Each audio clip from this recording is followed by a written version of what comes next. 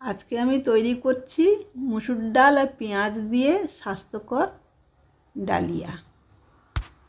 আমি 4 জনের জন্য করছি। 100 গ্রাম মুসুর ডাল, 100 গ্রাম ডালিয়া, লবণ, হলুদ, জিরে গুঁড়ো, তেল, কিছু সবজি নিয়েছি কেটে, কালো জিরে, একটা শুকনো লঙ্কা। এই নিয়ে আজের রেসিপি। সবজিগুলো আমি কেটে নিয়েছি, তাতে 2টো লাল লঙ্কা নিয়েছি আর এক টুকরো আদা। পেঁয়াজগুলো, সবজিগুলো সব কেটে রেডি করে নিয়েছি। কড়াই দিয়ে দিলাম। কড়াইতে এবারে শুকনো করে ফ্রাই করে নেব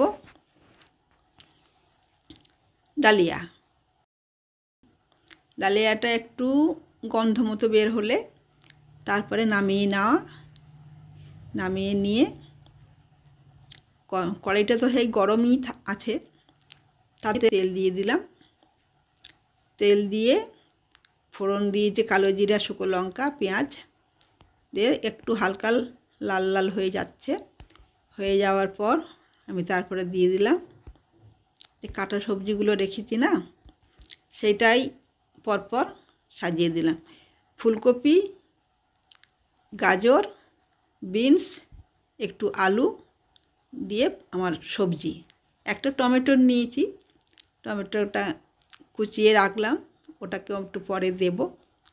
সবজিটাকে হালকা করে ভাজা ভাজা করে নিতেই আদাটা ওতে করে গ্রেট করে দিয়ে দিয়েছি।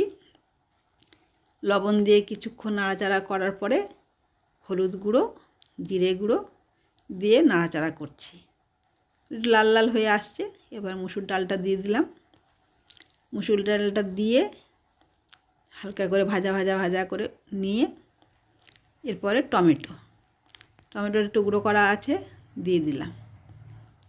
দিয়ে ওটা একটু রস উঠে গেল, উঠে পর্যন্ত নাড়াচাড়া করে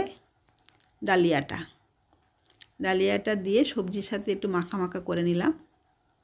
নিয়ে গরম জল করে রেখেছি, সেই গরম জলটা ঢেলে দিয়ে দিলাম।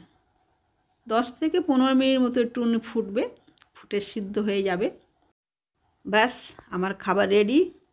এবার আমি একটু ধনেপাতা আর বাটার দিয়ে গরম গরম পরিবেশন করব। চাইলে একটু আচার দিয়েও খাওয়া যেতে পারে, ভালো লাগবে। এটাকে তোমরাও ট্রাই করে দেখতে পারো, খুবই ভালো লাগবে, কিন্তু হেলদি হবে। এটা আমার ব্রেকফাস্ট। যদি ভালো লাগে লাইক, শেয়ার এবং কমেন্ট করে দিও।